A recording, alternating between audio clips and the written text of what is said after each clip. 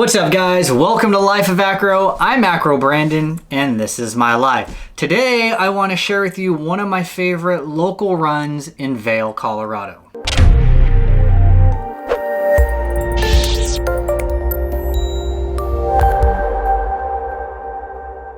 So what I mean by a local run would be the road less traveled, or I guess in this instance, the run less traveled, are runs on the mountain that you might not typically find if you're not familiar with the mountain. So when I was making this video, I was thinking about my time in Vail, Colorado, and I spent 4 years as a resident of Vail, Colorado. It was amazing. You ski during the winters or snowboard, and then during the summers you either mountain bike, you do outdoors type of stuff, or golf, whatever it might be. But I was thinking about my time in Colorado, and today it's January 2nd, 2021, and I moved away from Vail almost 15 years ago, which is really weird because it just feels like the snap of a finger back when I was young. At any rate, I have a huge affinity for Vail, Colorado. It's one of my favorite mountains. It is one of the largest ski resorts in the United States, and they keep taking on even more resorts, so you get a lot with the Epic Pass. So today I want to share one of my favorite ones with you. It's called WFO. It's called Way the Fuck Out There. So I'm going to show you a few clips of the ride out to this spot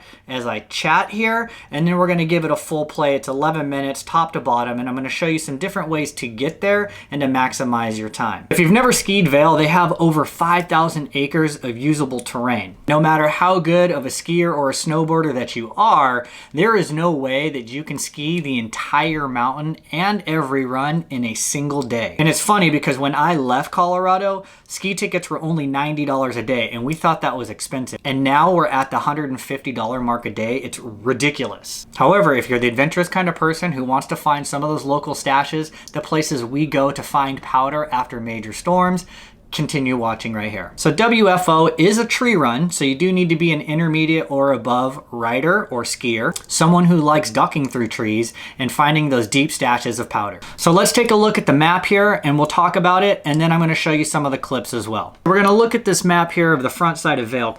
You can start over at Golden Peak or Vail Village. Vail Village will give you the quickest access. So you're gonna take the gondola 1 up to the halfway point to Mid-Vail, and then you're gonna be taking up the Mountaintop Express lift to the top right there. Now, if this is your first time taking the Mountaintop Express, after you come off the lift, you will have to go forward, I don't know, 150 feet or something, and then it's gonna show you the back side of Vail. The views are amazing. Yeah, to your right, you'll have the Sun Up Bowl.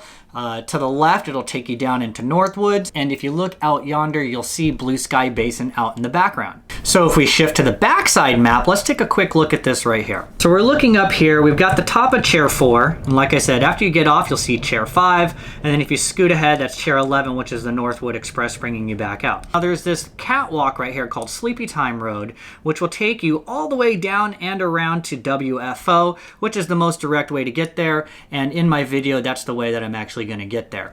However, if you happen to arrive on the right day where the snow is pretty good and you feel like you want to drop into Sun Up Bowl first, that's typically what I would do.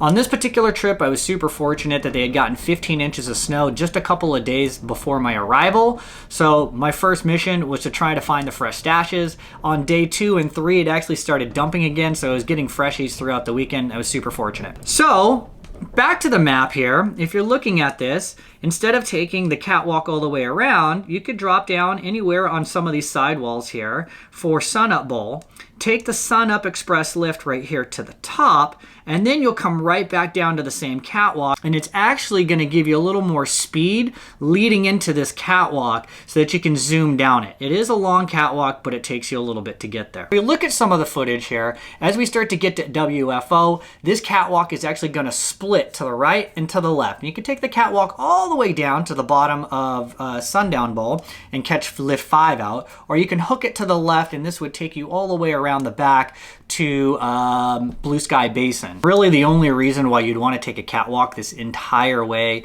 is really for beginner and intermediate riders that aren't very good and versed to get to those other lifts or willing to take the challenges. Now, you are going to ride down and into the back, as you'll see here in the video. The #1 rule while being in WFO is do not cut the boundary line. I've made this mistake once or twice, and I learned the hard way that you do not want to cut those boundary lines. So you're going to see I shoot down, it brings you up to a little top point, and then you can start to drop in anywhere here. If you go to the right the entire time, eventually it'll kick you back out and you'll find a catwalk. You're always safe going to the right. I like to go down and into the back a little bit deeper, as you'll see through the videos. And eventually at some point, if you go too far to the left, you're gonna find the boundary line. You wanna make sure that you ride the boundary line back out. If you're a snowboarder and you happen to be going where there is fresh snow, maybe not the beginning of the day where it's like a fresh dump, but later in the afternoon, you wanna be a little more cautious because there might not have been somebody there before you to pack out the trail. So I generally recommend staying towards the center. I personally like to go more down the center and to the left first, and then starting to work my way back out to the right, because what I find is if I stay to the right too much, it ends up kicking me out to the catwalk too soon, and then my ride is over sooner than I want it to be. Regardless of what happens, if you go to the center, to the left, or to the right, if you ever come upon the boundary line, do not cross the boundary line. It will leave you in a sticky situation, and we're going to talk about that in a little bit. So if you are cutting down through WFO and you do hit the boundary line, just follow the track if there is one the entire way out. I have cut the boundary line once or twice, and I did end up getting stuck. I thought it would bring me back to the catwalk, but it didn't. We're going to talk about this in just a second. So if you look at this part right here, I actually did hit the boundary line. I was scooting down to the right because I could see the catwalk off in the distance. And the only reason that I actually decided to cut right here where you see the snowmobiles is because I could see the boundary line going around the corner, and I wanted to use that little bit of slope to get me some momentum to put me back on the catwalk. However, if you look to the left right here, it looks like it's kind of plowed out, and it looks like all soft and serene and like, hey, that should connect to the back of chair 5, right? So I decided to go down there once upon a time. And if you look, when you come around the corner of the catwalk, right here is a creek. So as I dropped in through the trees, I saw that I was screwed, and I went to the bottom. There's a little bit of a creek with not too much water, but then I had to walk across it and try to climb my way up a wall of snow that has never been touched before and dig my way out while looking like an asshole while everybody else is skiing by, wondering like, what is this guy doing down here? I was that guy. Don't be that guy. At any rate, it leaves you right here at the bottom of chair 5, and then you can take that back up to the top and repeat the process once again if you want to, or go your separate way. So what we're going to do now is roll the film, 11 minutes from the top to the bottom, an entire immersive experience. I hope you enjoy this. This is one of my favorite runs, and if you're skiing in 2021, I'm jealous. I need me some turns. Let me know what you think. I actually have another video that I'm going to make that's going to be on the front side of Vail. We will be cutting a rope. It's a quick stash, and then it pops you right back onto the trail. It's awesome. Like, ooh, quick little stash right there. And if you have any other comments or questions, let me know. This is Life of Acro. I'm Acro Brandon, and this is my life.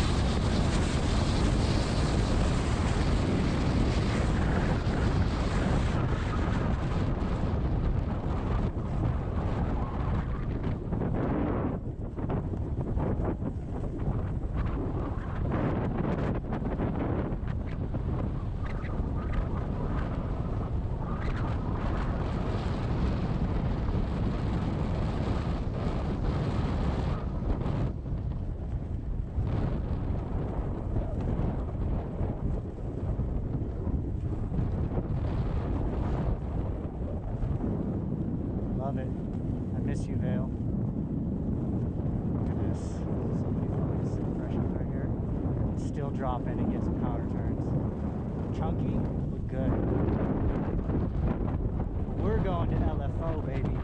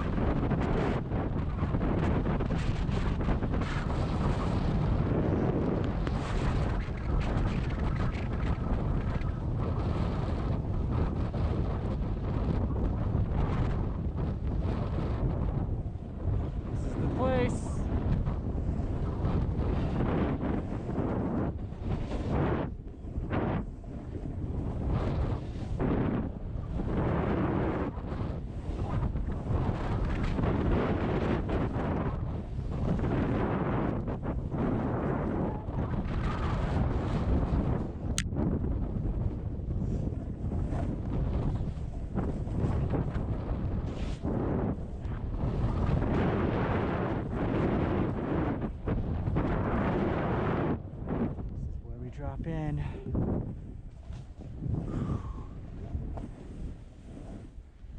What do I want first? I'm so excited.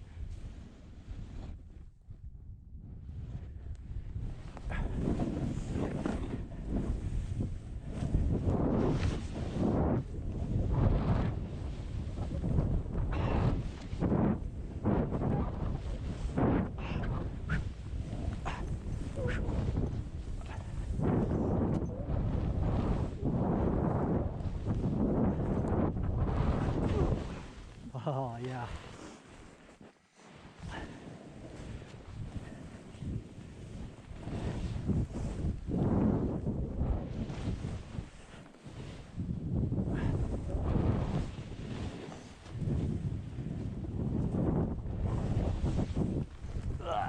Woo!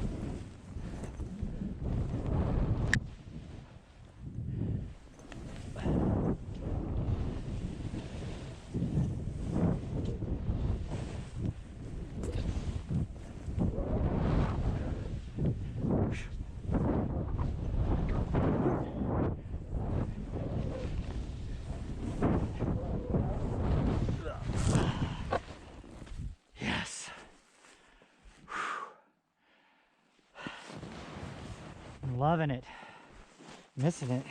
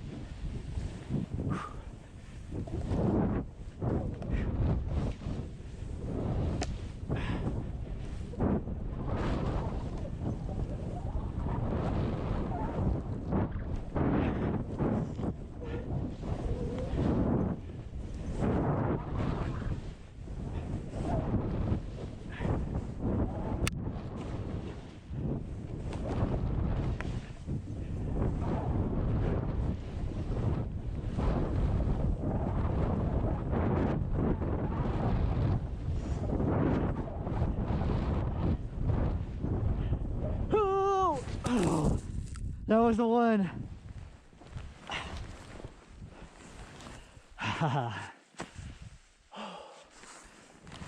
Fuck yeah, dude.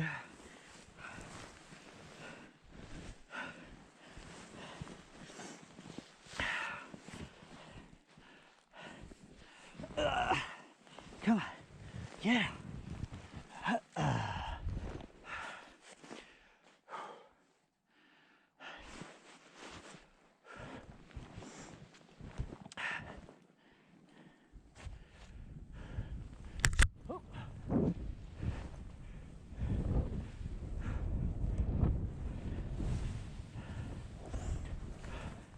Fucking great back here still. Woo.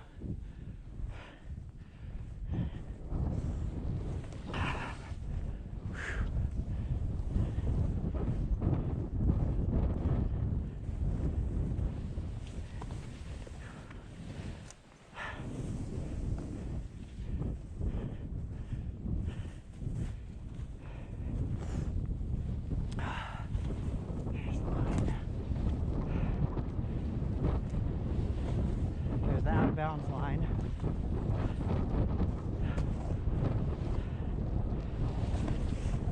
You don't want to go beyond this. I've done it. It sucks. There you go.